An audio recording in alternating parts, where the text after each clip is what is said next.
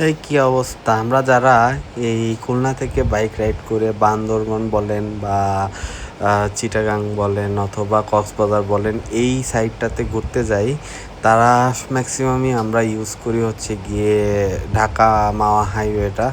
এরপর ঢাকা থেকে কুমিল্লা হয়ে আমরা যাতায়াত করি। কিন্তু খুলনা থেকে কিন্তু একটা শর্টকাট রুট আছে, যেই রুটটায় এখন আপনারা আমারে বাইক চালাতে দেখতেছেন।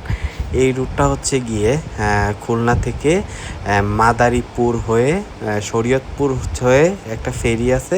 শরীয়তপুরে ফেরিটা পার হলে চাঁদপুর, তারপর হচ্ছে গিয়ে লক্ষ্মীপুর, নোয়াখালী, ফেনী হয়ে বের হয়।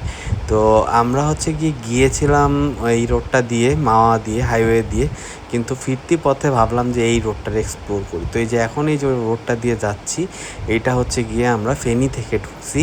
এটা হচ্ছে আমাদের ফেনী লক্ষ্মীপুর হয়ে চাঁদপুরের ঘাটে নিয়ে যাবে এবং ওই ঘাটটা পার হলে শরীয়তপুর। তো এই রোডটা নিয়ে কিছু কথা আমি বলতে আসলাম আজকে। এই রোডটা ঢুকে দেখি রোডটা বেশ সুন্দর। রোডটা দেখতেই পাচ্ছেন, রোডটা বেশ সুন্দর, প্লেন একটা রোড। তবে হ্যাঁ, কিছু দূর সামনে গেলে চৌমনি পার হওয়ার পরে 5 কিলো মতো রাস্তা একটু ডিস্টার্ব আছে, কিন্তু আমার মনে হয় যে এতটা ডিস্টার্বও না। যদি আস্তে সুস্তে বাইক চালানো যায় তাহলে খুব সুন্দরভাবে এই রোডটা দিয়ে খুলনায় যাতায়াত করা সম্ভব। আসলে এই রোডটা দিয়ে গেলে প্রায় 100 কিলোমিটারের মতো কম রাস্তা বাইক চালানো লাগে। সো এই দিকটা দিয়ে যাতায়াত করলে কিন্তু বেশ সুবিধা পাওয়া যায়।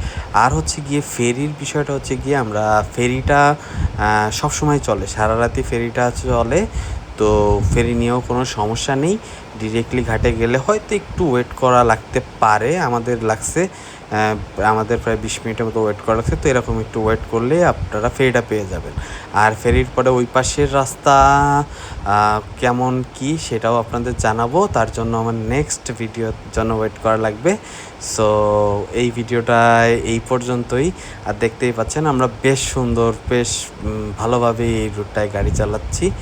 তো এই ছিল এই রুটটার সম্পর্কে ছোট্ট একটা গ্লিম্পস। তো আশা করি সবাই ভালো লাগবে, আর নেক্সট ভিডিওর জন্য ওয়েট করবেন। বাই।